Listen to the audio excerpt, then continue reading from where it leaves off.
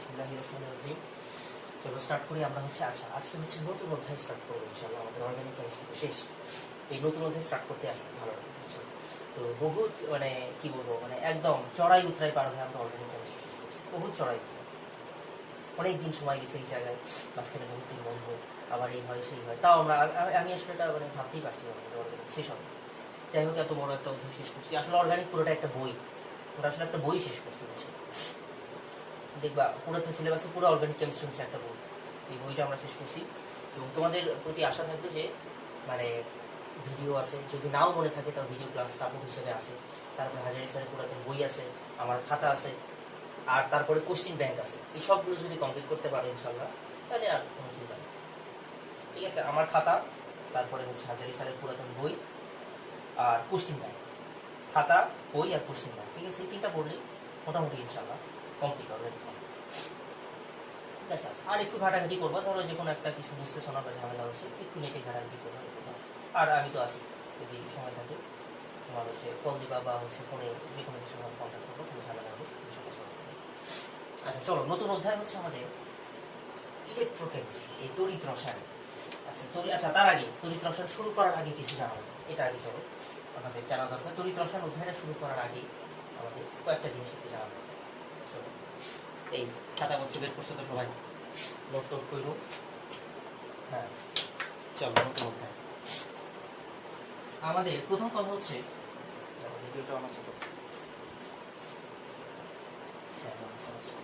চলো আমাদের ফার্স্ট কথা হচ্ছে যে তড়িৎ রসায়ন অধ্যায়টা অ্যাপে শুরু করে অধ্যায়ের ভিতরে লেখা আছে দেখবা যে সবার আগে পদার্থকে কয়েকটা ভাগে ভাগ করছে তড়িৎ পরিবহন ক্ষমতার উপর ভিত্তি করে।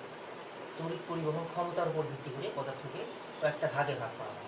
এটা আসলে কেমিস্ট্রির ব্যাপার না, এটা আসলে ফিজিক্সের ব্যাপার। তড়িৎ পরিবহন ক্ষমতার উপর ভিত্তি করে, তড়িৎ পরিবহন, আমি একটু নিচের দিকে দেখে ট্রাই করতেছি, উপরের দিকে মনে তোমরা দেখতে পাচ্ছ না, সেটা নিচে চলে গেছে।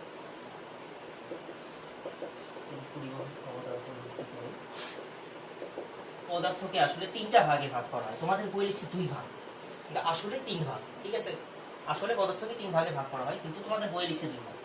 আচ্ছা, একটা ভাগ হচ্ছে পরিবাহী, এটা তোমরা জানো সব, ফিজিক্সের জিনিস সব। একটা হচ্ছে অপরিবাহী, আর আরেকটা হইল অর্ধপরিবাহী। ঠিক আছে, এগুলো সব জানো। আচ্ছা, ইংলিশগুলো তো জানোই। পরিবাহীর ইংলিশ হচ্ছে কন্ডাক্টর, অপরিবাহী হচ্ছে আমাদের নন কন্ডাক্টর, আর অর্ধপরিবাহী কি সেমি কন্ডাক্টর। এই সেমি কন্ডাক্টর বহুত ইম্পর্টেন্ট। এই সেমি কন্ডাক্টর নিয়ে যে এত পড়াশোনা থাকতে পারে, এটা আমরা হচ্ছে এই ইলেকট্রিক্যালে না গেলে বুঝতে পারতাম না। এই সেমি কন্ডাক্টর নিয়ে যে এত টাইপের পড়াশোনা আছে, শুধুমাত্র একটা সেমি কন্ডাক্টর নিয়ে একটা পিএইচডি করা যায় জানো।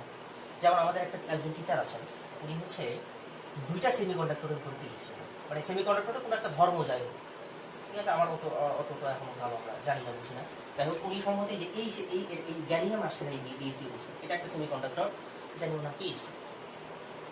এক টাইপের সেমি কন্ডাক্টর, এত বিস্তারিত পড়াশোনা সেমি কন্ডাক্টর, অর্ধপরিবাহী। এবং সেমি কন্ডাক্টর না আসলে তোমরা কি হচ্ছে এত বিপ্লব দেখতে পারতাম। এই যে ল্যাপটপ ইউজ করতেছো, পিসি ফোন ইউজ করতেছো, এইসব কাহিনী থাকতোই না সেমি কন্ডাক্টর, কিছুই থাকতো না। তোমরা এই টেকনোলজি বলতে তোমরা যেটা বোঝো, আসলে এখন বর্তমানে তোমরা টেকনোলজি বলতে যেটা বোঝো, এটা কিছুই থাকতো সেমিকন্ডাক্টর। আচ্ছা, মূলত তোমাদের সেমিকন্ডাক্টর এক্সাম্পল কি আসতে পারে? তোমাদের দুইটা এক্সাম্পল সবচেয়ে জনপ্রিয়, একটা হচ্ছে তোমার জার্মেনিয়াম, আর একটা হচ্ছে কি তোমার হচ্ছে এই আরেকটা কি সিলিকন আর জার্মেনিয়াম। হ্যাঁ, এই দুটো সবচেয়ে আমাদের মানে প্রথম বেসিক সেমিকন্ডাক্টর, সিলিকন আর জার্মেনিয়াম।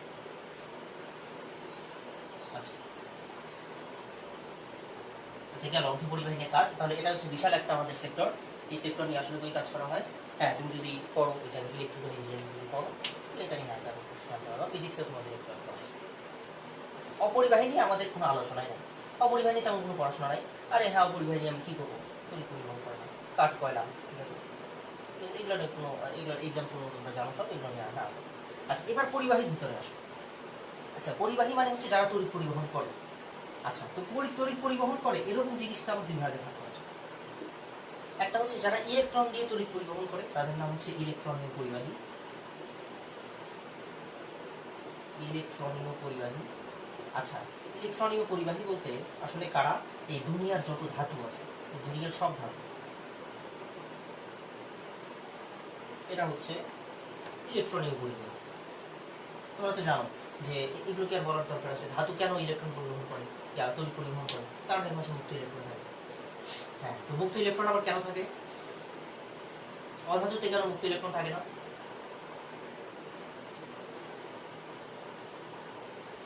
কেন কেন? আচ্ছা, ওটাই তো, ইলেকট্রন আছে বলে তো সক্রিয়। তুই যদি বলি কেন সক্রিয়, ধাতুতে মুক্ত ইলেকট্রন কেন থাকে? এই লিখে নাও, একটু শর্টে লিখে নাও। মুক্ত ইলেকট্রন থাকার কারণ হচ্ছে কি, যে সাধারণত ধাতুগুলোর ক্ষেত্রে ইলেকট্রনটা নিউক্লিয়াস থেকে অনেক দূরে থাকে, হয়তো বলবো অধাতুর ক্ষেত্রে থাকে না। আচ্ছা, আগে এটা লেখো, তারপরে বলছি যে সাধারণত, আচ্ছা এইভাবে লেখো যে ধাতুর ক্ষেত্রে নিউক্লিয়াসের সাথে ইলেকট্রনের আকর্ষণটা কম, বা ইলেকট্রনটা নিউক্লিয়াসের সাথে হালকাভাবে আবদ্ধ হয়। নিউক্লিয়াসের সাথে ইলেকট্রনটা অনেক দূরে বলে কি হচ্ছে, এটার আকর্ষণ বলটা একটু কম। এই জন্য এখান থেকে এই কক্ষপথ থেকে ইলেকট্রনটাকে বের করা অনেক ইজি। স্বাভাবিক তাপমাত্রাতেই কি হচ্ছে, এই ইলেকট্রন কি হচ্ছে, মানে মানে শক্তি পেয়ে বের হয়ে যায়, কক্ষপথ থেকে ছুটে যায়। তাহলে সোজা কথা, কেন মুক্ত ইলেকট্রন ধাতুতে থাকে? কারণ হচ্ছে ধাতুর নিউক্লিয়াসের সাথে ধাতুর যে ইলেকট্রন, শেষ কক্ষপথের ইলেকট্রন, এটা হালকাভাবে আবদ্ধ। সুতরাং খুব অল্প শক্তিতে এই ইলেকট্রন কক্ষপথ থেকে বের হয়ে যায় এবং মুক্ত হয়ে যায়, এটার নামই হচ্ছে মুক্তি। তাহলে লিখছো তো, ধাতুতে কেন মুক্ত ইলেকট্রন থাকে? ধাতুর নিউক্লিয়াসের সাথে শেষ কক্ষপথের ইলেকট্রন বেশ হালকাভাবে আবদ্ধ। সুতরাং খুব অল্প শক্তিতে এই ইলেকট্রন কক্ষপথ থেকে ছুটে বের হয়ে যায়, মুক্ত হয়ে যায়।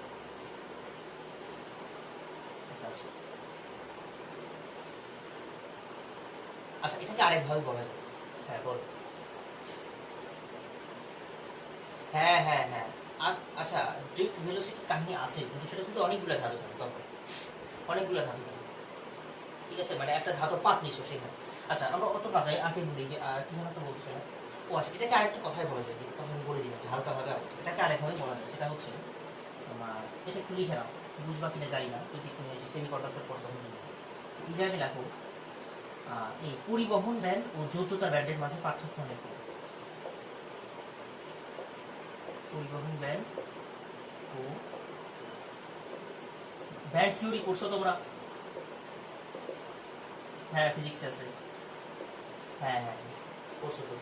তাহলে যে ধাতুর ক্ষেত্রে কি হয়, যোজ্যতা ব্যান্ড আর এই পরিবহন ব্যান্ড, কন্ডাকশন ব্যান্ড মাঝে শক্তির পার্থক্য অনেক কম। শক্তির পার্থক্য অনেক কম, মানে নাই বললেই চলে, ঠিক আছে। শক্তির পার্থক্য নাইও লিখতে পারো, আসলে এদের মাঝে কোনো শক্তির পার্থক্য নাই, খুবই কম, ঠিক আছে। ধাতুর ক্ষেত্রে কি হচ্ছে, পরিবহন ব্যান্ড যোজ্যতা ব্যান্ডের মাঝে শক্তির পার্থক্য অনেক কম। আচ্ছা, এটা আমি না বুঝাইতে চাই, ঠিক আছে, বুঝাইতে তো পারবো, কিন্তু এদিকে না যেতে পারবো, আমাদের আলোচনা কি জানো, এই জিনিসটা যেটা আমরা লিখি না, এটা নিয়ে আমাদের পুরো এগুলো নিয়ে আমরা আলোচনা না। আচ্ছা, আরেকটা পরিবাহীর নাম হচ্ছে এই হচ্ছে আমাদের চলে আসলো তড়িৎ বিশ্লেষণ। পরিবাহী আসলে দুই প্রকার, একটা ইলেকট্রনীয় পরিবাহী, ও আচ্ছা, এটার আরেকটা নাম হচ্ছে ধাতব পরিবাহী, যেহেতু সব ধাতু, এই জন্য এটার আরেকটা নাম ধাতব পরিবাহী। আর আরেকটা হচ্ছে তড়িৎ বিশ্লেষণ। দুইটার মাঝে পার্থক্য কি? আচ্ছা, এরা তড়িৎ পরিবহন করে ইলেকট্রন দিয়ে, তড়িৎ পরিবহন করে। আর ধাতব পরিবাহী ইলেকট্রন দিয়ে তড়িৎ পরিবহন করে, আর তড়িৎ বিশ্লেষণ পরিবাহী হচ্ছে আয়ন দিয়ে তড়িৎ পরিবহন করে। আয়ন দিয়ে তড়িৎ পরিবহন, এটা আবার কেমন জিনিস, এটা কেমন জিনিস, এটা নিয়ে পুরো হবে। আচ্ছা, তার আগে আরেকটা কথা বলে দিই, তড়িৎ বিশ্লেষণ পরিবাহের দুইটা অবস্থা থাকতে পারে, হয় সেটা থাকবে গলিত অবস্থা, না হলে দ্রবীভূত অবস্থা, যে কোনো দুইটা অবস্থা থাকবে। এটার অবস্থা আমি বলতেছি না এটা কয় প্রকার বলতেছি না, এটার অবস্থা হইতে পারে দুই রকম, একটা হচ্ছে গলিত অবস্থা, আর একটা হচ্ছে দ্রবীভূত অবস্থা। দ্রবীভূত মানে পানিতে দ্রবীভূত অবস্থা। আচ্ছা, এটার ইংলিশ হচ্ছে আমার ইলেকট্রোলাইট। এটাকে সংক্ষেপে, এই তড়িৎ বিশ্লেষণ পরিবাহীকে সংক্ষেপে তড়িৎ বিশ্লেষ্য এটুকু বলা হয়। এটা আরেকটা নাম হচ্ছে শুধু তড়িৎ বিশ্লেষণ। তড়িৎ বিশ্লেষ্য পরিবাহী না বলে অনেক সময় শুধু তড়িৎ বিশ্লেষ্য বলা হয় বা তড়িৎ বিশ্লেষ্য পদার্থ বলা হয়, শুধু তড়িৎ বিশ্লেষ্য। ঠিক আছে, ইলেকট্রন এতটুকু আগে লিখে নাও ঠিকঠাক করে। আচ্ছা, তাহলে আমাদের এই পর্যন্ত হইল, আমরা মূলত হচ্ছে প্রকারভেদগুলো জানলাম। আচ্ছা, এখন চলো তড়িৎ বিশ্লেষ্য পরিবাহী নিয়ে আর কি কি জানা যায়। আচ্ছা, তার আগে একটা কথা বলে দিই, এই তড়িৎ বিশ্লেষ্য পরিবাহী নিয়ে কাজ করছে হচ্ছে বহু পরিচিত বিজ্ঞানী, নাম জানো কি? এই Michael Faraday. Michael Faraday charge দিয়ে যত কাজ করছে এটা অতুলনীয়, চার্জ দিয়ে বহুত কাজ করছে মাইকেল ফ্যারাডে।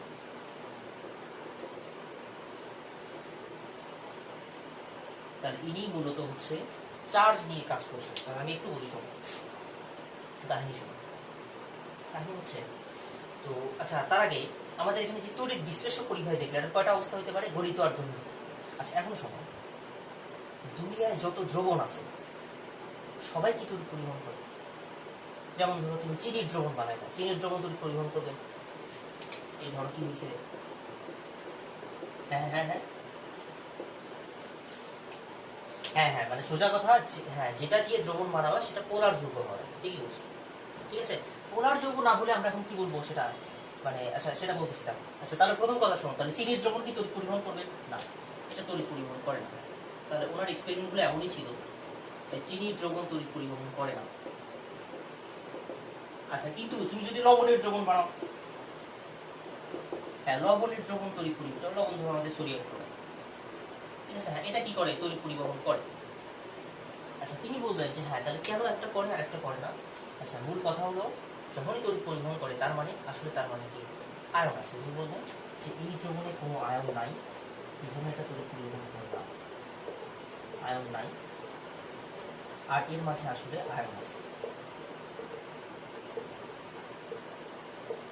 আচ্ছা, তাকে বলা হলো যে কেন তুমি এখন ইচ্ছা করে বললে একটা আয়ন আছে একটা আয়ন নাই? না না না, ইচ্ছা করে বলে না, এই চিনি তো একটা সমযোজী যৌগ, চিনি তো একটা কি সমযোজী যৌগ। তার মানে তুমি যদি সমযোজী যৌগের দ্রবণ বানাও তার ভিতরে আয়ন থাকে না, তাহলে মূলত এটাই হচ্ছে ঘটনা। এটা মাথায় রাখো যে যদি তুমি কোনো সমযোজী যৌগের দ্রবণ বানাও যেটা অপোলার, তাহলে সেটা কি হচ্ছে কোনো আয়ন নাই, সেটা তড়িৎ পরিবহন করে না। আর যদি আয়নিক যৌগের লবণ বানাও, দ্রবণ বানাও, তখন সেটা তড়িৎ পরিবহন করে। এই হচ্ছে আমাদের মোটামুটি কথা। আচ্ছা, আয়নিক যৌগ হতে পারে বা পোলার সমযোজী হতে পারে, আয়নিক যৌগ বা পোলার সমযোজী।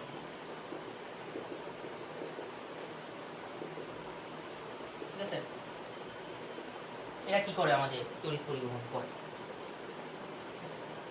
আচ্ছা, তো এই ব্যাপারটার উপর বেস করে তিনি মূলত কি নিয়ে কাজ করছেন? এই দ্রবণ নিয়ে কাজ করছে, দ্রবণ। তাহলে দেখো দ্রবণ সমূহকে আবার দুই ভাগে ভাগ করছে। একটা হচ্ছে যারা কি হচ্ছে, যারা তড়িৎ পরিবহন করে, এরা হচ্ছে তোমার তড়িৎ অবিশ্লেষ্য। দেখো এদেরকে কি করা যাচ্ছে? আয়ন আছে, আয়ন আছে মানে কি জানো? এদেরকে বলতেছে কি তড়িৎ বিশ্লেষ্য পদার্থ, তড়িৎ বিশ্লেষ্য পদার্থ। আর যাদের আয়ন না এদেরকে বলছে তড়িৎ অবিশ্লেষ্য পদার্থ।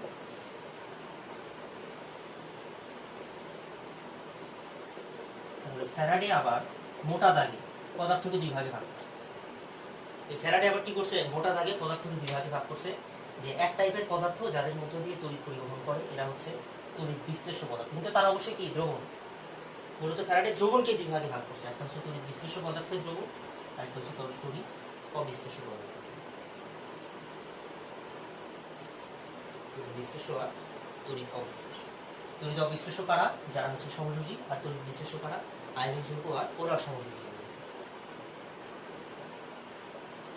লিখে নাও।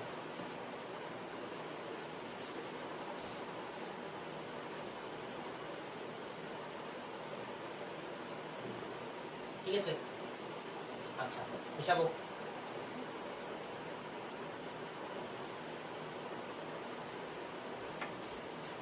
কি অবস্থা দিকে? হ্যাঁ ঠিক আছে। আচ্ছা তাহলে আচ্ছা এইবার শোনো, তাহলে ফ্যারাডে কি করলো? দুই ভাগে ভাগ করে দিল দ্রবণকে। এই দ্রবণকে আবার দুই ভাগে ভাগ করে দিল, একটা হচ্ছে হ্যাঁ আচ্ছা হ্যাঁ দ্রবণ আছে, লিখো সমস্যা নেই। তো দ্রবণই হচ্ছে আমাদের দুই ভাগে, একটা হচ্ছে তড়িৎ বিশ্লেষ্য পদার্থের দ্রবণ, অত কিছু লিখলাম না, খালি তড়িৎ বিশ্লেষ্য পদার্থ লিখলাম, আর একটা হচ্ছে তড়িৎ অবিশ্লেষ্য পদার্থের দ্রবণ।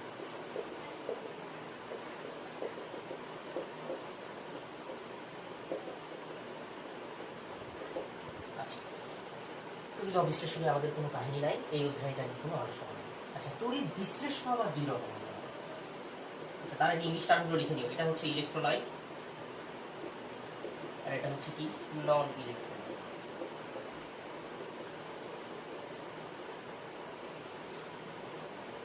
আচ্ছা দেখো তো, সব জায়গায় যেটা তড়িৎ পরিবহন করে সেটা তো আমরা তড়িৎ পরিবাহী পদার্থ নাম দিতে পারতাম, বিশ্লেষণ কেন নাম দিল? বিশ্লেষণের একটা গন্ধ পাচ্ছ না? এই তার মানে আমরা আসলে কি করবো জানো, তড়িৎ পরিবহন করে পদার্থকে বিশ্লিষ্ট করবো, আসলে দুটা ভাগে ভাগ করবো। পরে হচ্ছে সেগুলো পরে আসছে, বিশ্লেষণ এই জন্য আসে। দুইটা ভাগ, একটা হচ্ছে সবল তড়িৎ বিশ্লেষণ আর একটা হচ্ছে দুর্বল তড়িৎ বিশ্লেষণ, আর একটা হলো দুর্বল তড়িৎ বিশ্লেষণ। আবার এগুলো কি কাহিনী হলো, সবল দুর্বলেরটা কি কেন আসলো, কাহিনী তো আসবেই। কারণ হচ্ছে কেমিস্ট্রির ব্যাপারটাই আসলে প্র্যাকটিক্যাল, এক্সপেরিমেন্টাল, এক্সপেরিমেন্ট করে করে বোঝা লাগে। আচ্ছা শোনো এবার, তাহলে দুর্বল কারা হবে? যারা অল্প তড়িৎ পরিবহন করে।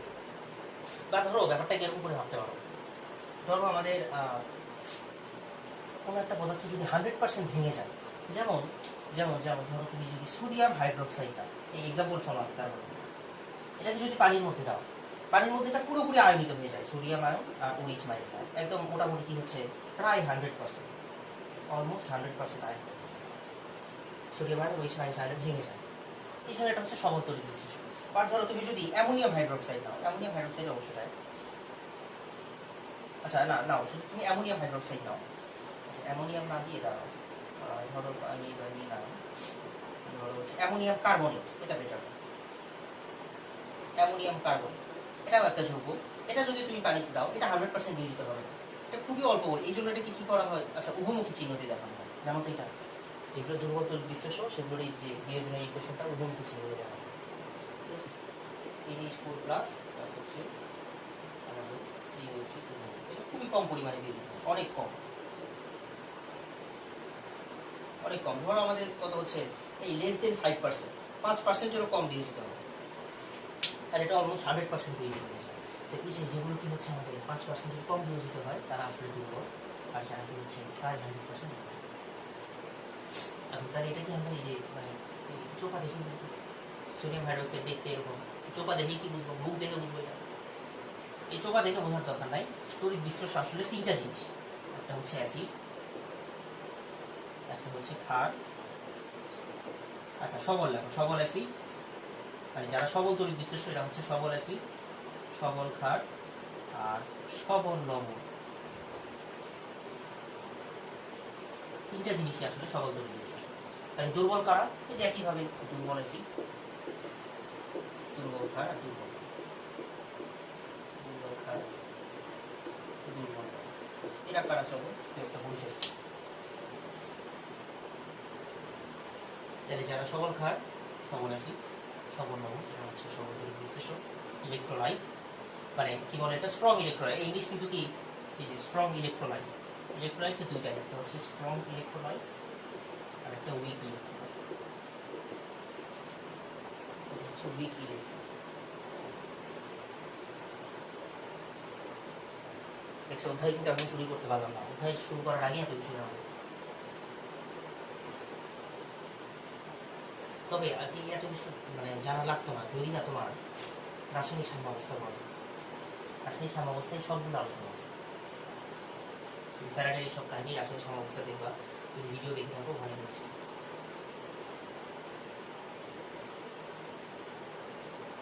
সেইটুকু দেখো।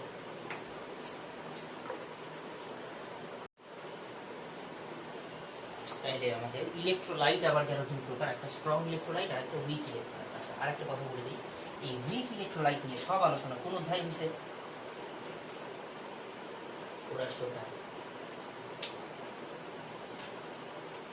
এই আলোচনা দুর্বল তড়িৎ বিশ্লেষণ নিয়ে যত আলোচনা সব কোন অধ্যায় হয়েছে? এই কোন অধ্যায় হয়েছে? রাসায়নিক সাম্যাবস্থা, এই সব আলোচনা। ওই যে পড়ছো না বিয়োজন মাত্রা আলফা, পড়ছো বিয়োজন মাত্রা আলফা, তারপরে হচ্ছে তোমার এখানে কি হচ্ছে, এটা নিয়ে তো বহুত অঙ্ক করে আসছো, পিএইচ পড়ছো এখান থেকে, এই সব কিছু আলোচনা হচ্ছে রাসায়নিক সাম্যাবস্থা, এই কথা। আর এই সবল তড়িৎ বিশ্লেষণ এই সব আলোচনা কোথায়? এই কথা তড়িৎ কি বলে তোমার তড়িৎ রসায়ন, যেটা এখন আমরা পড়ব। বুঝছো? এই অধ্যায় কিন্তু আগেই পড়ছি, এখন এটা বলবো তড়িৎ রসায়ন। আচ্ছা, তার আগে চলো কোনটা কোনটা সবল কোনটা দুর্বল এগুলো একটু একটা পরিচয় জানি। যেমন ধরো যারা সবল অ্যাসিড আছে, সবল অ্যাসিডের উদাহরণ কি? আচ্ছা, আগে উপরে লেখা হচ্ছে তোমার স্ট্রং ইলেকট্রোলাইট। স্ট্রং ইলেকট্রোলাইট, আচ্ছা এর মাঝে কি কি আছে? সবার আগে হচ্ছে আমাদের সবল অ্যাসিড। আচ্ছা, সবল অ্যাসিড কারা? আবার একটু বেসিক জিনিস সব, এই যত অজৈব অ্যাসিড আছে তোমার হচ্ছে যেমন ধরো HCl, H2SO4, HNO3, ঠিক আছে, যত অজৈব অ্যাসিড বেশিরভাগ মোটামুটি 99% অজৈব অ্যাসিডই কি হচ্ছে সবল অ্যাসিড, অজৈব যত অ্যাসিড এখানে লিখে রাখতে পারো, যত অজৈব অ্যাসিড। যেমন আর ঠিক আছে পারক্লোরিক অ্যাসিড, HClO4, HClO3, ঠিক আছে, সব অজৈব অ্যাসিডই আমাদের কি সবল অ্যাসিড, যত অজৈব অ্যাসিড আছে। যেমন নাইট্রাস অ্যাসিড হতে পারে, HNO2, সবই। আচ্ছা, এরপরে আসো সবল ক্ষার। সবল ক্ষার কারা? আচ্ছা, ক্ষারের সংজ্ঞা তো জানো, OH বাকি হচ্ছে হাইড্রোক্সাইড বা অক্সাইড বলা যায়, তাই তো, ধাতু অক্সাইড বা হাইড্রোক্সাইড। কিন্তু তাদের মাঝে আবার সবল কারা? যদি গ্রুপ 1 আর গ্রুপ 2 এ অক্সাইড আর হাইড্রোক্সাইড তারা সবল।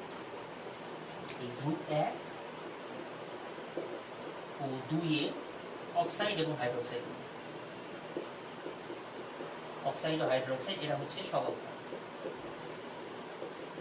আবার বলছি সবকিছু কিন্তু হচ্ছে এগুলো কি প্র্যাকটিক্যাল পুরোপুরি তুমি মনে রাখা লাগবে, এগুলো কি কোনো লজিক খুঁজতে যাও না, মনে রাখো।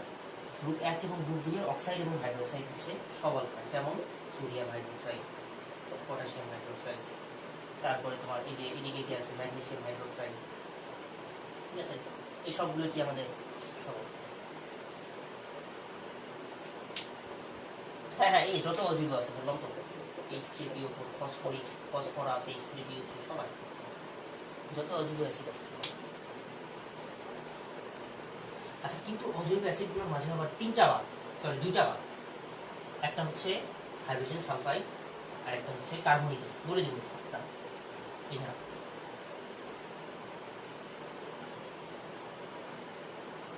আচ্ছা, তোমাদের একটা জিনিস একটু বলি, সবল ক্ষারের এক্সাম্পল তো বুঝলা, সোডিয়াম হাইড্রোক্সাইড, পটাশিয়াম হাইড্রোক্সাইড, এরকম গ্রুপ 1 আর গ্রুপ 2 ছোট অক্সাইড হাইড্রোক্সাইড আছে। কিন্তু তোমাদের বইয়ে কি করছে জানো? ক্যালসিয়াম হাইড্রোক্সাইডকে এই দুর্বল ক্ষারের মাঝে এক্সাম্পল দিচ্ছে, সবল ক্ষারে লাগে। তোমাদের বইয়ে এই কাজটা করছে, আমি জানি না এটা কেন হচ্ছে। তাহলে তোমাদের যে যখন পরীক্ষায় আসে ক্যালসিয়াম হাইড্রোক্সাইড কি সবল ক্ষার নাকি দুর্বল ক্ষার, তোমাদের কই টিক দেওয়া লাগবে? হ্যাঁ, বই আছে কি এটা দুর্বল ক্ষার, ক্যালসিয়াম হাইড্রোক্সাইড বলে দুর্বল। বইয়ে লিখছে কি করবো? তাহলে বইয়ে কি লিখছে? ক্যালসিয়াম হাইড্রোক্সাইডটা এই দুর্বল ক্ষারের এক্সাম্পলের মাঝে দিচ্ছে। এটা আসলে গ্রুপ 1 আর গ্রুপ 2 এর গ্রুপ 2 আছে না ক্যালসিয়াম, তাহলে ক্যালসিয়াম হাইড্রোক্সাইড আসলে কি হওয়া উচিত? সবল ক্ষার হওয়া উচিত। তোমাদের বইয়ে লিখছে এটা করবো, আমি এটা ছাড়া আমি আর কিছু বলবো।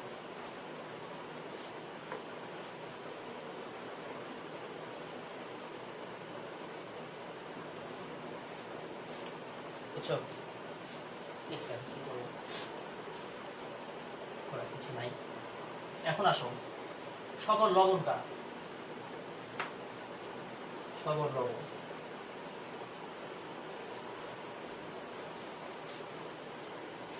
সবল ক্ষার চিহ্ন, সবল অ্যাসিড চিহ্ন, সবল লবণ কারা? আচ্ছা শোনো, লিখে নাও। আচ্ছা, আর তার আগে একটা জিনিস বুঝো, লবণের মাঝে সবসময় দুইটা পার্ট থাকে। এই যে ধরো আমাদের সোডিয়াম ক্লোরাইড, দুইটা পার্ট কি কি? এই সোডিয়াম আয়নটা পজিটিভ, ক্লোরাইড আয়নটা নেগেটিভ, দুইটা পার্ট, একটা ক্যাটায়ন থাকে একটা অ্যানায়ন থাকে। আচ্ছা, তো মূলত লবণের সংজ্ঞাটা কি? অ্যাসিড আর ক্ষারের বিক্রিয়ায় যেটা তৈরি হয় সেটাই।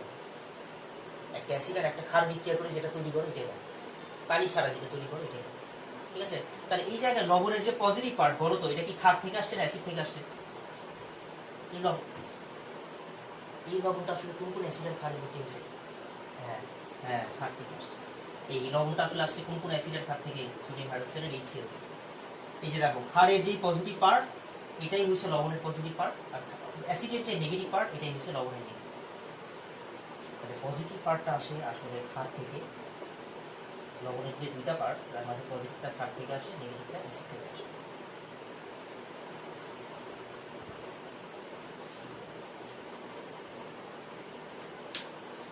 সকল লবণের ক্ষেত্রেই সত্যি না, এটা সকল লবণের ক্ষেত্রেই সত্যি।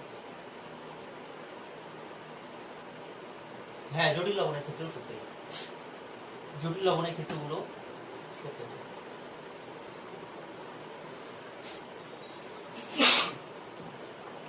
সরি, আচ্ছা হয়েছে এইটুকু।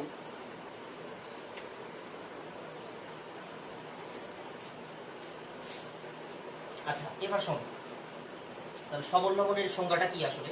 আচ্ছা, লবণ সবসময় অ্যাসিড আর ক্ষার থেকে তৈরি। আচ্ছা, যদি অ্যাসিড আর ক্ষারের মাঝে যে কোনো একটা সবল হয়, যে কোনো একটা, তাহলে এই লবণটা সবল। লিখে নাও, অ্যাসিড আর ক্ষারের মাঝে যে কোনো একটা যদি সবল হয় তবে লবণ সবল, তবে লবণ সবল। লিখে আমি পুষ্টি করি। আচ্ছা ধরো আমি বললাম যে সোডিয়াম কার্বনেট, এটা কি সবল লবণ না দুর্বল লবণ?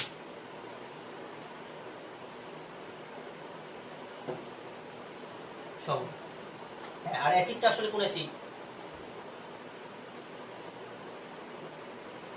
হ্যাঁ, কার্বনিক অ্যাসিড।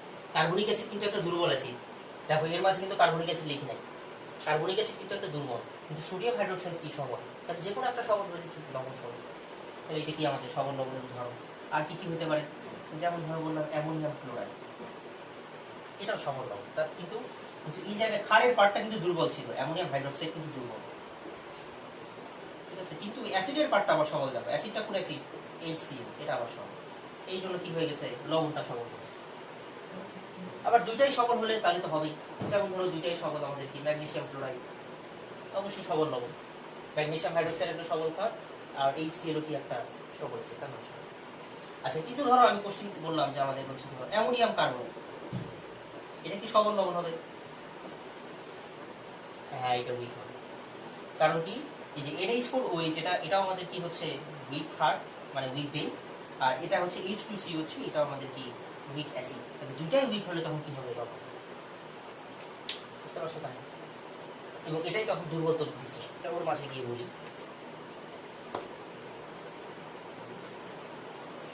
তাহলে বুঝছো তো, তাহলে ওই কথাটা লিখে নিচ্ছে তো, যে লবণের মাঝে যে দুইটা পার্ট থাকে অ্যাসিড আর ক্ষার, যে কোনো একটা সবল হলেই লবণ সবল।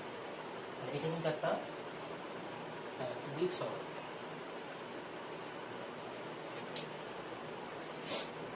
আচ্ছা, লেখা হয়ে গেলে আরেকবার জয়েন করবো। যাই হোক, আছে প্রমাণটা আছে, যাক সমস্যা নেই। কিন্তু স্যারেরা বুঝছো, আমি একটা কথা বলি লাস্টে, স্যারেরা কিন্তু আগে আসলে এরকম থাকে না। ছাত্রদের জন্য স্যারেরা এরকম থাকে, টাকা পয়সা নিচ্ছে স্যারেদের মাথামাতি, এটা আসলে ছাত্রদের জন্য না। কারণ ছাত্ররা ধরো, স্যার যদি উদাস থাকে, কিছু কিছু স্টুডেন্ট আছে এরা টাকা পয়সা কি একদম পড়েই যাচ্ছে, টাকা দেওয়ার কোনো নাম নাই, এরকম অনেক স্টুডেন্ট আছে। যাই হোক, চলো এই দুর্বল তড়িৎ বিশ্লেষণ, আচ্ছা একটু বলে শেষ করে দিই। এটা নিয়ে আমাদের এই কোথায় আলোচনা নাই, তাও একটু বলি।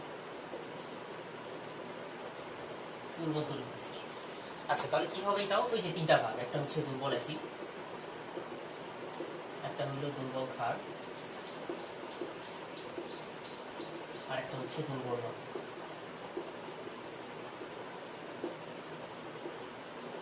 দুর্বল অ্যাসিড, দুর্বল ক্ষার, দুর্বল লবণ। তাহলে দুর্বল অ্যাসিড কেমনে? ওই যে আমাদের কি হচ্ছে, যত অজৈব অ্যাসিড আছে এগুলো বাদ দিয়ে যত অ্যাসিড। তবে একটা কথা, আচ্ছা তার আগে লেখো, যত জৈব অ্যাসিড সবাই হচ্ছে দুর্বল অ্যাসিড। এটার মাঝে কোনো ব্যতিক্রম নেই, দুনিয়ার সব জৈব অ্যাসিডই দুর্বল অ্যাসিড, কোনো ব্যতিক্রম নাই। ধরো আমাদের কি হচ্ছে, ইথানয়িক অ্যাসিড CH3COOH, তারপরে আমাদের ধরো HCOOH, মানে ইথানয়িক অ্যাসিড, ফরমিক অ্যাসিড। তারপরে আরো কত অ্যাসিড আছে, হাজার অ্যাসিড। ধরো আমাদের এই যে বেনজোইক অ্যাসিড, ঠিক আছে। আবার অ্যালকোহলের মাঝেও কিন্তু হালকা অ্যাসিডিটি আছে, দুনিয়ার সব অ্যালকোহল, এটাও দুর্বল অ্যাসিড। তারপর আমাদের ওই যে অ্যালকাইন 1, প্রান্তীয় অ্যালকাইন, এদের মাঝেও হালকা অ্যাসিডিটি আছে, এটাও দুর্বল অ্যাসিড। এগুলো তো সব জানোই, জৈব অ্যাসিডের জৈব যৌগের মাঝে পড়ে গেছে। তাহলে দুনিয়ার যত জৈব অ্যাসিড সবাই হচ্ছে দুর্বল। আচ্ছা, কিন্তু কয়েকটা অজৈব অ্যাসিড আছে, এরাও আবার দুর্বল। কয়েকটা অজৈব অ্যাসিড, যেমন একটা হচ্ছে হাইড্রোজেন সালফাইড, আর একটা হচ্ছে কার্বনিক অ্যাসিড, ঠিক আছে। আবার এটার মাঝে অ্যাসিডিটি আছে, যে হাইড্রোজেন সায়ানাইড। আচ্ছা, এটা জৈব অ্যাসিডের মাঝে লিখো, হাইড্রোজেন সায়ানাইড। এটা কি সায়ানাইড কি জৈব যৌগের মধ্যে পড়ছো না? হাইড্রোজেন সায়ানাইড বলতে এটা কি জৈব অ্যাসিড। ঠিক আছে? তাহলে এরা হচ্ছে যত জৈব অ্যাসিড এটা সবাই দুর্বল। আর অজৈবর মাঝে দুইটা ব্যতিক্রম, একটা হচ্ছে H2S আর একটা হচ্ছে H2CH সালফার, একটা হচ্ছে কি তোমার হাইড্রোজেন সালফাইড, একটা হচ্ছে কার্বন। এই দুটা মানে দুর্বল আছে, সাধারণত অজৈবগুলো তো সবল। মনে রাখবে। আচ্ছা এবার আসো দুর্বল ক্ষারে আসো। হ্যাঁ দুর্বল ক্ষার কোনটা কোনটা? ওই যে যত জৈব ক্ষার, এখানে যত জৈব আছে আর এখানে হচ্ছে কি যত জৈব ক্ষার। জৈব ক্ষার আবার কারা? যেমন অ্যামিন, যত অ্যামিন আছে, ঠিক আছে? ধরো আমাদের 1 ডিগ্রি অ্যামিন CH3NH2, তারপরে অ্যামোনিয়া, ঠিক আছে? অ্যামোনিয়া আসলে জৈব না, যাই হোক এখানে লেখা রাখবো। অ্যামোনিয়া আমাদের কি হচ্ছে মানে দুর্বল ক্ষার। তারপরে আমাদের 2 ডিগ্রি অ্যামিন, ধরো CH3NH, যত অ্যামিন আছে 3 ডিগ্রি অ্যামিন, সবাই হচ্ছে আমাদের দুর্বল। আচ্ছা আরেকটা আছে অজৈবর মাঝে, আরেকটা আছে অ্যামোনিয়াম হাইড্রোক্সাইড, এটাও দুর্বল। জৈব ক্ষারের মাঝে মূলত অ্যামিনগুলা, আর অজৈব থেকে অ্যামোনিয়া আর হচ্ছে অ্যামোনিয়াম হাইড্রোক্সাইড। অনেক আছে, এগুলো আসে না। আচ্ছা এবার আসে দুর্বল লবণ। আচ্ছা দুর্বল লবণের পরিচয় তো জানলাই, সোজা কথা কি? হ্যাঁ আচ্ছা না না না না সমযোজ্যতার জন্য না। আচ্ছা আমি বলি তোমার ওই যে তোমার পড়ছিলা ড্রাগোস রুল পড়ছিলা, মনে আছে? আচ্ছা আচ্ছা মনে না থাকুক সমস্যা নাই। আচ্ছা অ্যামোনিয়ার দিকেই থাকো, অ্যামোনিয়ার কি হচ্ছে? আচ্ছা তার আগে ক্ষারের সংজ্ঞা বলে দিন। এই লুইস, আচ্ছা এটা তো আর্হেনিয়াস তত্ত্ব, আর্হেনিয়াস তত্ত্ব, কিন্তু NH3 দেখবা এটা হচ্ছে লুইস ক্ষার। এটা আসলে লুইস ক্ষার, মানে লুইস তত্ত্ব দিয়ে অ্যামোনিয়ার ক্ষারকত্বটা ভালো বোঝা। বলো লুইস তত্ত্ব অনুসারে ক্ষারের সংজ্ঞা কি?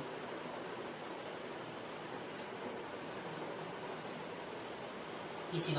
এই যারা নিঃসংযোগ ইলেকট্রন দান করতে পারে যত তাড়াতাড়ি, হ্যাঁ তারা হচ্ছে তত সবল ক্ষার। এই জায়গায় কি হচ্ছে, এই যে নাইট্রোজেনের নিঃসংযোগ ইলেকট্রন এটা দান করার প্রবণতা, এই জন্য এটা আসলে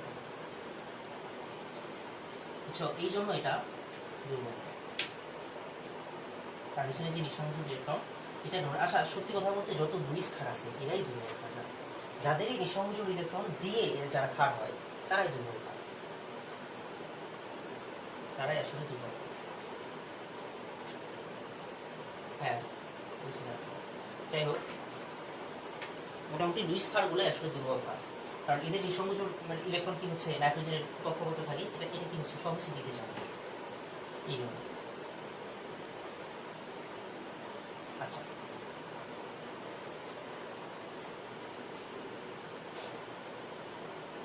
এটা উল্টা বললাম নাকি? আচ্ছা লুইস ক্ষারের সংখ্যা কি ছিল? প্রোটন কি হচ্ছে?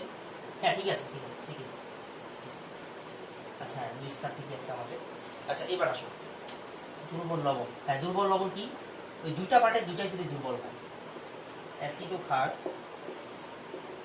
উভয় দুর্বল হইলে লবণ, উভয় দুর্বল হইলে লবণ। এটা মনে রাখবে, ঠিক আছে? দুইটা পার্টের দুইটাই যেমন ওই যে কিছুক্ষণ আগে দেখালাম অ্যামোনিয়াম কার্বন সেটা একটা দুর্বল লবণ। আচ্ছা আর কি হইতে পারে? ধরো তোমাকে বললাম যে অ্যামোনিয়াম সালফাইড NH4 এটাও দুর্বল, ঠিক আছে? অ্যামোনিয়াম সালফাইড এটাও আমাদের কি হচ্ছে দুর্বল লবণ। এরকম দুইটা পার্টি যদি দুর্বল, ঠিক আছে? দুইটা পার্টি দুর্বল মিলে লবণ। আচ্ছা দেখি বলো তো এটা কি দুর্বল না সবল লবণ? CH3COONA এটা সবল না দুর্বল লবণ? হ্যাঁ সবল, কিন্তু মনে রাখো এটা বলে যে CH3 অজৈব অংশ দেখে আবার অনেকে দুর্বল লাগে, কিন্তু এটা তো লবণ, এটা কিন্তু সবল লবণ, কারণ যে সোডিয়াম আয়ন আছে। হ্যাঁ বলুন।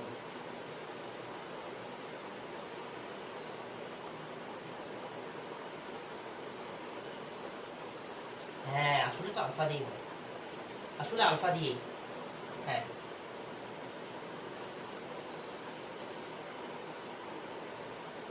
হ্যাঁ আলফা থাকার কারণে তোমার তো এক্সপেরিমেন্ট করে দেখা লাগবে সেটা আসলে বেশি বিয়োজিত হচ্ছে না কম বিয়োজিত হচ্ছে। আলফা মানে হচ্ছে বিয়োজন মাত্রা, বিয়োজন মাত্রা যদি বেশি হয় তখন সবল বলা হয়। কিন্তু ওই যে এক্সপেরিমেন্ট করে করে আমরা মানে প্রকারভেদটা করছি যে এগুলোর মূলত আলফা কম হয়, এগুলোর বিয়োজন মাত্রায় কম হয়। আসলে সংজ্ঞাটা আলফা দিয়ে দেওয়া উচিত, ঠিক আছে? এবং আলফা দিয়ে সংজ্ঞাটা তোমাদের রাসায়নিক সাম্যাবস্থার মধ্যে দিছি, ভিডিও দেখলে দেখে নিই। আচ্ছা, এই ছিল আমাদের কাহিনী। তাহলে এই যে এই সব কিছু নিয়ে আলোচনা হয়েছে আসলে রাসায়নিক সাম্যাবস্থায় দুর্বল দ্রব্য কিছু দেখলাম, দুর্বল অ্যাসিড, দুর্বল ক্ষার, দুর্বল লবণ, বিভিন্ন আলোচনা হচ্ছে রাসায়নিক সাম্যাবস্থায়। তাহলে এবার চলো আমাদের এই কেবল কি হচ্ছে অধ্যায়টার একটু স্টার্টিং দিয়ে, এই অধ্যায়টার একটু স্টার্টিং দিয়ে আজকে শেষ করব। এই সপ্তাহে আমাদের অধ্যায় শুরু তড়িৎ রসায়ন। তাহলে এই অধ্যায়ে মূলত কাদের নিয়ে কাজ হবে? যারা সবল তড়িৎ বিশ্লেষক, দুর্বল নিয়ে না। কোন অধ্যায় কি নিয়ে কাজ? যারা সবল তড়িৎ বিশ্লেষক, এদের নিয়ে কাজ, এদের নিয়ে সব কাজ হবে। আচ্ছা আচ্ছা, তাহলে এরা কারা কারা? হয় আমাদের সবল অ্যাসিড, সবল ক্ষার, না হলে সবল লবণ। সবল অ্যাসিড, সবল ক্ষার, না হলে হচ্ছে সবল লবণ। তবে একটা কথা বলে রাখি, সবচেয়ে বেশি আলোচনা হবে সবল লবণ নিয়ে। অ্যাসিড আর ক্ষার নিয়ে তোমাদের বইয়ে আলোচনা নাই, সবল অ্যাসিড সবল ক্ষার নিয়ে ওখানে আলোচনা নাই। সবচেয়ে বেশি আলোচনা আছে সবল লবণ নিয়ে। যেমন কি কি নিয়ে, তার মধ্যে আমার সবচেয়ে বেশি কি আছে না, এই সোডিয়াম ক্লোরাইড, এটা নিয়ে সবচেয়ে বেশি তোমাদের মূলত আলোচনা কি হচ্ছে এই সোডিয়াম ক্লোরাইডের মাঝে বলতে গিয়েছিলাম। এবার একটু কথা অধ্যায়ের নামটার দিকে তাকাও। আচ্ছা, ইংলিশটা লিখে নাও। অধ্যায়ের ইংলিশ তো জানো, ইলেকট্রোকেমিস্ট্রি। ইলেকট্রোকেমিস্ট্রি। আচ্ছা দেখো, অধ্যায়টার মাঝে দুইটা পার্ট আছে, তড়িৎ একটা অংশ, রসায়ন আরেকটা অংশ। তাই তো দুইটাকে দেখো এই এক করে দিচ্ছে। এখানে আসলে দুইটা শক্তি নিয়ে আলোচনা, একটা হচ্ছে তড়িৎ শক্তি আর একটা হচ্ছে রাসায়নিক শক্তি। রাসায়নিক শক্তি, এই দুইটা শক্তি নিয়ে আলোচনা আছে ওখানে, তড়িৎ শক্তি, রাসায়নিক শক্তি। তড়িৎ শক্তি কিছুটা চেনো, ফিজিক্সে পড়ে আসছো, ওটা নিয়ে না বলি। রাসায়নিক শক্তি কি জিনিস? সোজা কথা, রাসায়নিক শক্তি মানে রাসায়নিক পদার্থ, কাহিনী শেষ। রাসায়নিক শক্তি মানেই রাসায়নিক পদার্থ। রাসায়নিক পদার্থ কোনো একটা জায়গায় ধরো তুমি কি হচ্ছে 10 গ্রাম সোডিয়াম জমা করছো, এটা তোমার একটা রাসায়নিক শক্তি। তোমার কাছে 10 গ্রাম সোডিয়াম আছে, এটাই একটা রাসায়নিক শক্তি। রাসায়নিক শক্তি মূলত, হ্যাঁ হ্যাঁ বলো, হ্যাঁ পদার্থের মাঝে ইন্টারনাল এনার্জি। তাহলে রাসায়নিক শক্তি মানে সোজা কথা রাসায়নিক পদার্থ। তোমার কাছে রাসায়নিক পদার্থ আছে, তার মানে তোমার কাছে রাসায়নিক শক্তি আছে। তুমি রাসায়নিক পদার্থ নিয়ে কিছু করতে পারবা, ঠিক আছে? হ্যাঁ, ইন্টারনাল এনার্জি, ঠিক আছে, ইন্টারনাল এনার্জি। আচ্ছা, তাহলে রাসায়নিক শক্তি বুঝলাম। তাহলে উঠে আসলে কি নিয়ে আলোচনা? এই দুটো শক্তির কনভার্সন নিয়ে আলোচনা। একবার আমরা রাসায়নিক শক্তি থেকে তড়িৎ শক্তি বানাবো, আর একবার তড়িৎ শক্তি থেকে রাসায়নিক শক্তি বানাবো। আচ্ছা বলো তো, ইম্পর্টেন্ট বেশি কোনটা? এটা বেশি ইম্পর্টেন্ট না এটা বেশি ইম্পর্টেন্ট? কোনটা বেশি ইম্পর্টেন্ট মনে হচ্ছে? হ্যাঁ, এটাই বেশি ইম্পর্টেন্ট, রাসায়নিক শক্তি থেকে তড়িৎ শক্তি বানানো। এই দুনিয়ার যত ব্যাটারি, তোমার কি হচ্ছে ল্যাপটপ, ফোন থেকে শুরু করে যত কিছু চালাও, এই কিছুই হইতো না যদি এই যে এই অধ্যায় তুমি না করতে। এই যারা বানাইছে কি করছে, এই অধ্যায়টা কিন্তু কি হচ্ছে, যে ব্যাটারি আবিষ্কার কি হচ্ছে, কি হতো, রাসায়নিক শক্তি থেকে তড়িৎ শক্তি কি হতো, কিছুই দেখতাম না যদি তোমার কাছে ব্যাটারি না থাকতো। যত তুমি টেকনোলজি দেখো আর ল্যাপটপ ফোন। তাহলে আসলে এই অধ্যায়ের মাঝে দুইটা পার্ট। এই দুইটা পার্ট হচ্ছে, একটাকে বলে তড়িৎ বিশ্লেষণ, একটা পার্ট হচ্ছে, এটাই আমরা আগে পড়বো, একটা পার্ট হচ্ছে তড়িৎ বিশ্লেষণ। এই তড়িৎ বিশ্লেষণ পার্টের মাঝে কি থেকে কি হবে? তড়িৎ শক্তি থেকে রাসায়নিক শক্তি হবে। এটা একটু বেশি ইম্পর্টেন্ট, তড়িৎ শক্তি থেকে রাসায়নিক শক্তি। আর আরেকটা পার্ট হচ্ছে তোমার, আচ্ছা তড়িৎ বিশ্লেষণ, আচ্ছা তড়িৎ বিশ্লেষণ মানে কি? এটাকে তড়িৎ বিশ্লেষ্য কোষ লাগে, তড়িৎ বিশ্লেষ্য কোষ। এই কোষ মানে কিন্তু ব্যাটারি না, তড়িৎ বিশ্লেষ্য কোষ। আচ্ছা, এটা মানে পরে বুঝবা, এখানে আরেকটা হচ্ছে তড়িৎ রাসায়নিক কোষ। এই আমার কলম ঝামেলা,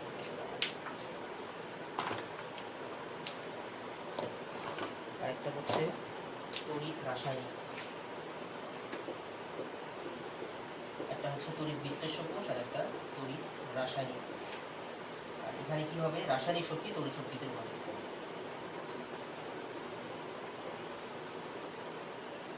রাসায়নিক শক্তি হবে আসলে দুটা শক্তি কনভার্সন, একটা তড়িৎ বিশ্লেষ্য কোষ আর একটা তড়িৎ রাসায়নিক কোষ।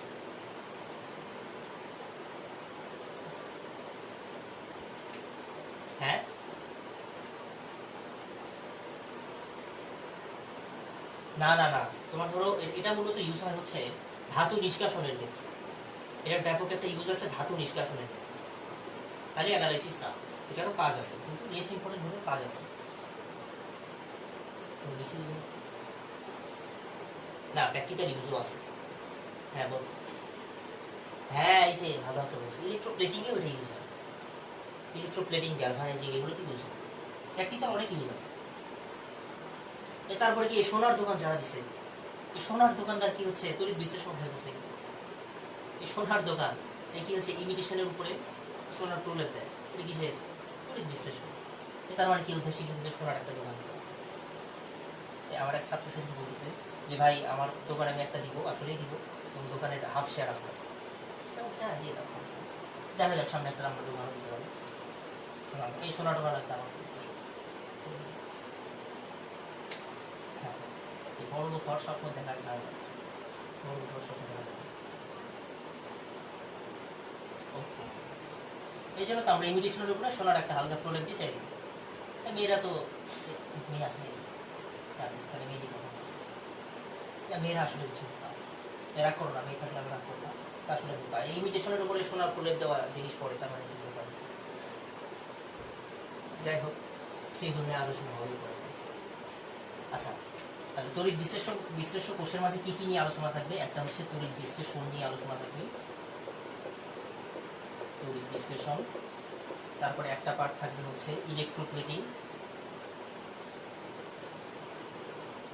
লিখে নিই। আচ্ছা আর একটা পার্ট থাকবে হচ্ছে ফ্যারাডের সূত্র, ফ্যারাডের সূত্র, এগুলো নিয়ে আলোচনা।